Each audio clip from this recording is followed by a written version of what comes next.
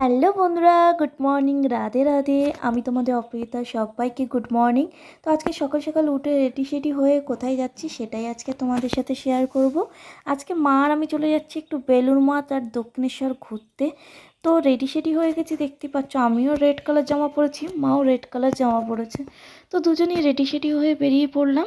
এখন যাব বিটি কলেজ। বিটি কলেজ থেকে DN 44 বাস ধরবো। DN 44 বাসে উঠে কিন্তু আমরা যাব।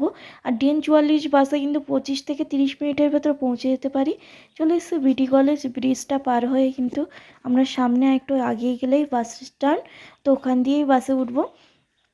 তো কিন্তু আমরা ফাইনালি কিন্তু দক্ষিণেশ্বর চলে এসেছি বাসে করে। এবার কিন্তু একটু হেঁটে ওপারে গিয়ে কিন্তু আমরা সোজা চলে যাব বেলুড় মাঠে। আগে কারণ বেলুড় মাঠে যাচ্ছি, কারণ বেলুড় মাঠে 11টার ভেতরে গেট বন্ধ করে দেবে। তো তার জন্য এখানে দেখো 11 টাকা করে টিকিট নিয়েছিল, তো দুটো টিকিট কেটে নিলাম। আর এখানে দেখতে পাচ্ছ মায়ের পুজোর ব্যবস্থা, মানে জোগাড় যন্ত্র করা হচ্ছিল, গোছানো গাছানো হচ্ছিল, সেটা একটু ছোট্ট করে ক্যাপচার করে নিলাম। আর ওই দেখো আমাদের যে লঞ্চে যাব, সেই লঞ্চটা কিন্তু চলে এসে। আর এই দেখো এখান দিয়ে খুব সুন্দরভাবে মানে মা দুর্গা, মানে মা কালীর মন্দিরটা দেখা যায়, মানে দক্ষিণেশ্বরের মন্দিরটা খুব সুন্দরভাবে এখান দিয়ে দেখা যায়। দেখতে পাচ্ছ ব্রিজের উপর দিয়ে কত সুন্দর লাগছে। আর মেন যে গেটটা, সেটাও কিন্তু এখান দিয়ে দেখা যায়। মানে গেট বলতে মেন যে ঘাট, গঙ্গার ঘাট, সেটা কিন্তু দেখা যায়। ফাইনালি কিন্তু আমরা চলে এসেছিলাম লঞ্চে, আর লঞ্চ কিন্তু ছেড়ে দিয়েছে। এবার কিন্তু আমরা চলে যাচ্ছি বেলুড় মাঠের উদ্দেশ্যে। বেলুড় মাঠের থেকে ঘুরে এসেই কিন্তু আমরা যাব দক্ষিণেশ্বর পুজো দিতে। আর এখানে তোমরা যদি আগে এসে থাকো বেলুড় মাঠে, তাহলে তোমরা জানবে কত সুন্দর দৃশ্য। যে আমরা লঞ্চে যখন যাচ্ছিলাম, অনেক কিছু দেখার আছে। তোমরা এসো, তোমরা দেখো, তোমাদেরও ভালো লাগবে, আমারও তো খুবই ভালো লাগে। আমি এই ধরে অনেকবারই চলে এলাম। আর এই হচ্ছে আমরা বেলুড় মাঠ পৌঁছে গেছি।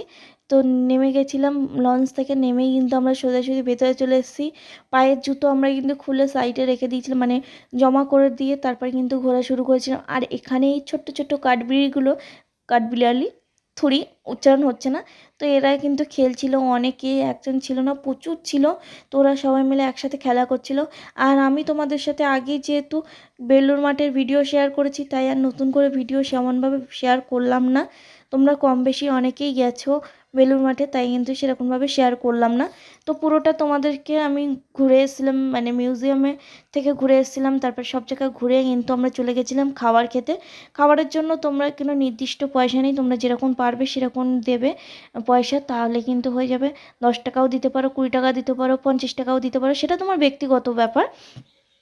তো এখানে কিন্তু আমরা খাবার দাবার নিয়ে খেয়ে চলে এসেছিলাম। খাবারে ছিল কিন্তু খিচুড়ি, ল্যাবড়ার তরকারি, চাটনি, পাঁপড়, মিষ্টি আর পায়েস ছিল। এবার কিন্তু আমরা দক্ষিণেশ্বর চলে এসেছি। আমি তোমাদের সাথে ভিডিও করতে পারিনি, কারণ প্রচণ্ড বৃষ্টি হচ্ছিল।